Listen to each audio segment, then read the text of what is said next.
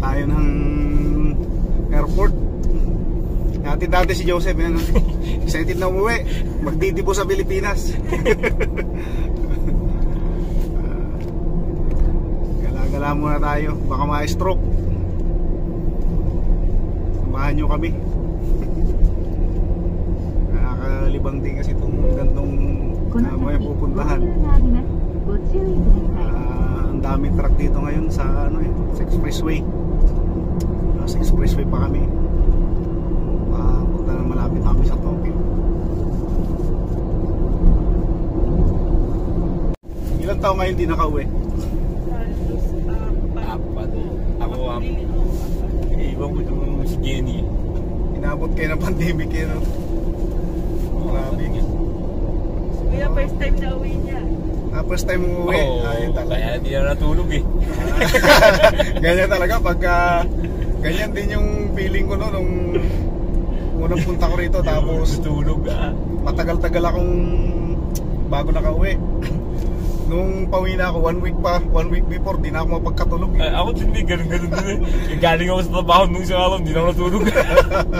Kasi yung isip mo ba, parang excited kang umuwi eh. First time na makauwi. Masarap naman yung magpapabakasyon ka. Ganun talaga eh. Tapos nun kasi yung mga bata nandun sa Pilipinas, excited ako pa uwi. Pagpabalik eh, parang ang bigat sa paa. Parang ayoko na pumasok sa aeroplano. Yun ang sinasabi sa akin na Kuya Mike eh. Ang sarap pa uwi, pero pagpabalik ay ayaw. Pero nung nandito na kasi yung mga bata, sabi ko, dali na nga dito. Ayun. Pag umuwi ako, para naman doon sa Pilipinas, di ako mapakali. Gusto ko mapabalik na kagad dito. Saan ang lugar mo sa Pilipinas? Kami sa Laguna. Laguna ka din ba? Oo. Yung bahay namin, kasunod lang na Kapatalan eh, sa Magsaysay. Akala ko dito lang. Yung mga nanay tatay ko kasi Albay sila. Ayun, nakala ko doon. Pero doon ka talaga lumaki sa Laguna? Dito na ako sa Manila lumaki, sa Tondo. Yan ako nagbinataan. Paano kayo nagkakilala ni Ate Nelly? Kasi yung nanay ko, di ba may bahay sila dyan sa Laguna. Tapos yung kapatid niya Ate Helen, barkada ko, best friend ko, si Mandy. Kaya nung time na di ba nandito na nagja-Japan sila, nung nagamit sa Egypt nila dati, nila ko yung sinunsyan ay si tatay ay magja-Japan na rin. Hanap sila ngayon ng pag-iwan. Kaya ako yung sa akin iniwan nila yung Egypt nila. Kaya kondisyon naman namin, doon ako titira kila Nanay Lu sa Kapatalan. Kaya ako nakilala. Laging kasama, namamalingki. Nasa kasi ako dati. Kasi talagang sa Maynila ako lumaki. Doon ako sa Maynila na nagbinata eh, sa Tondo. Kaya sanay na sanay din ako sa Burlahan dyan eh. Sanay din ako dyan, mga pasikot-sikot dyan. Sanay din ako sa mga hapulan dyan sa squatter dyan, madaling araw, daming mga kaaway. Kuya, noon na nag-Japan ka, ilan taon ka bago umuwi? Dalawa yata. Dalawa, basta nagpa-birthday ng isang taon yung mga anak ko, wala ako sa Pilipinas. Nala sa may Hamamatsu, wala ako kasama kamag-anak eh. Solo kayo? Oo, pero may apply ako dito sa Kibugawa dati. Nando sila, yung mga sila tatay no. Sila bayaw. Nung pag-umpisa ko doon, dito sa may Iwata, doon ako dinala. Kasama ko doon mga taga-Davao. Sabi ko, hirap nang wala kang mag-anak na kasama. Kaya nung time na yun, tamang-tama, after 2 weeks tumawag yung in-apply ko dyan sa kila tatay na lugar. Sa Kibugawa. Sabi, mas pagalo. Wala na. Tala ko pag-uwi ko pagkatid ng service. Kaya ako agad yung mga damit sa maleta. Sabi ko doon sa kasama kong Pilipino, makihatid ako doon sa Iki. Doon sa Toyota. Bahala na. Magdating. Magdating ko naman sa Kibugaw. Sinundo ako ni Bayaw doon sa station. Tapos yun, kinabukasan, interview. Pagkatapos ng isang araw lang. Hindi show ay malaki sahod. Oo, pero hindi ako pumasok. Nakapasok ka doon? Sa Siriyama na kagad ako eh. Noong time na yun naman, halos ko yung pantay ang show at Siriyama. Oo sumisildo ako dyan, nalinis ng 35 eh. Ay, after 1 year, yung trabaho ko kasi doon yung sa karburador ng motor. Doon ako sa sinyo na pwesto, yung sa hugasan, yung baho ng typical. Sabi ko, ilipat nyo ng pwesto. Ayaw ko ilipat. Ay, ang dami ng mga kamag-anak dito sa Kutimba. Tapos ayun, nag-apply ako dyan. Takas na nag-apply ako dyan. Apply ako ng hapon, apply ako ng maga, pinag-umpisa na kaagad ako kasi sobrang busy ng trabaho nun eh. Kaya, ayun. Dati kuya na trabaho ang maghahanap sa'yo. Kaya nga eh. Ngayon eh. Mamimili ka eh. Dito naman, swerte pa rin tayo kasi tayong namimili ng trabaho. Kung ayaw natin sa isang trabaho, tayo eh, pag ayaw eh, ayaw. Dami lilipat ang trabaho eh. Yan, yung mga tumudatsi natin dyan, mamasyal na naman tayo dito sa Tokyo. Dinadaan-daan na lang natin to. Kapasyal ko na naman kayo. Pero dito lang sa expressway, hindi tayo pwede bumaba, bawal ang mga pogi doon. Sabi nila, sabi si Raul yata to si Tomodachi. Madaling umaga na, ano na eh, summer na eh. 4:55 pa lang, maliwanag na. Ganun dito pagkakuan eh.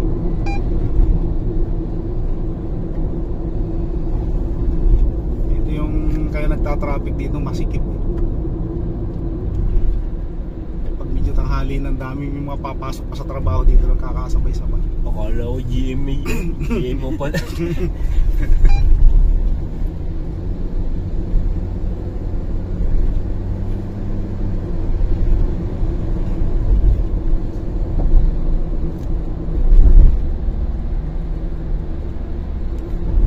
Mataas na lugar to eh. Tingnan mo yung mga building. Kaya tataas niyan eh, halos nasa kalagitnaan tayo ng mga building eh.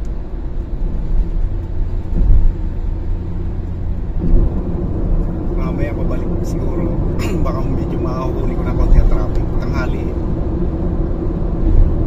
Ano mo sila makakabalik sa atin? Depende kasi, ano kasi depende dito sa Tokyo eh. Pag matraffic dito, eh, medyo delay ang uwi. Ito swerte natin. Kaya nga maganda talaga maaga. Walang masyadong traffic eh.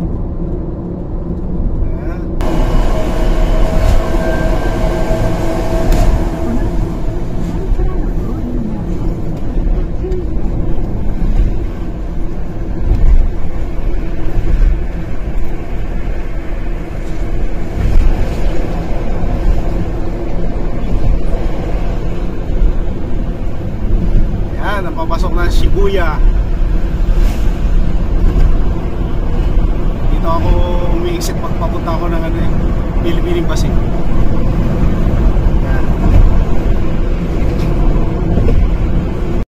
Guys, ayan o. Papasok na naman tayo ng Rainbow Bridge. Pasyal pa na naman kayo sa Rainbow Bridge. Ilang vlog na tayo rito. Ayan kada, papunta Yokohama. Dito tayo sa Narita.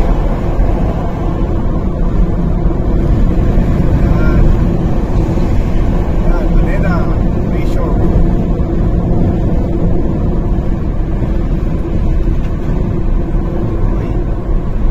Ano lang yung content.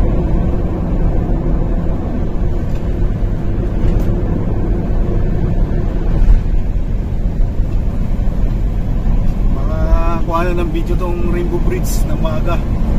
Laging gabi ko to nakukuha na eh. Ayan o. Maganda rin to sa gabi. Marami ilaw. Marami. Ayan.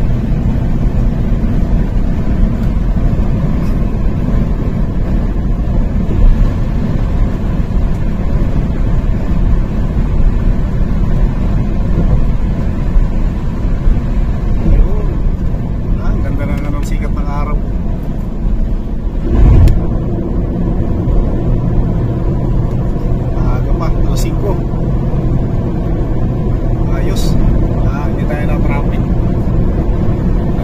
nung 2 oras bago ako nakalisod din eh.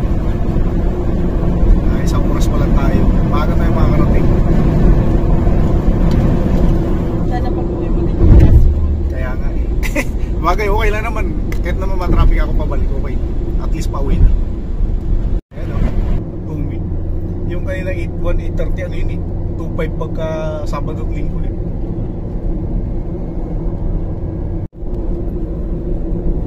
Ayan, papasok na tayo ng Terminal 2.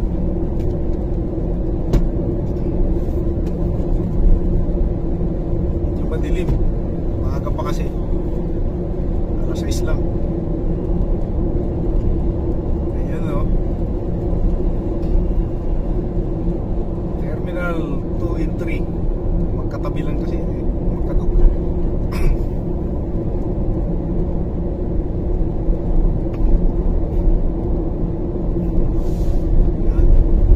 Dito na tayo, iwan na tayo dito. Diretso papuntang Terminal 1 yan. Uy, dito na tayo. Yes po rito.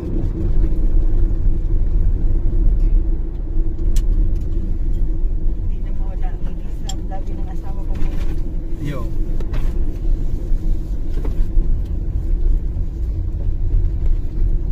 Yung mga pulis eh, yun.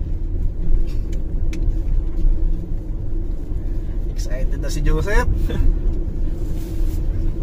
Ayan ang Terminal 3 yan dito. Oo, kaya ang hirap doon mo sila ibababa bukas. Lalakad na lang sila papunta dyan, bye bye. Dito ang arrival ng Terminal 2. Tapos Terminal 3 dyan din. Pagka may sasakyan. Ito departure na to eh. Yan, maalog. Nilagyan nila ng pampakalog para magising ang tao. Para palatandaan, oy, ito na yun. Departure na. Ayun, dito tayo sa departure area ng Narita Terminal 2. Ayun o. Ay, this is it na. Ay, daming buhangin pa yata. Ayun. Ay, itong mga Pilipino din to eh. Oh. Ganda na kanilang. Ayun. Dito na sila. Ayan, pauwi na sila. Oh, kaway-kaway muna dyan. Ayan. Oh, ingat kayo at enjoy yung bakasyon. Dito tayo sa Terminal. Tapos dito tayo sa Terminal 2. Yun. Lawak. Yan, papasok ng departure mo. So ayun, ihatid na natin yung pauwi ng Pilipinas. Tayo naman ay uuwi na. Pauwi na tayo. Salamat sa pagsama nyo. At ayun, hanggang dito na lang itong aking video. Bye!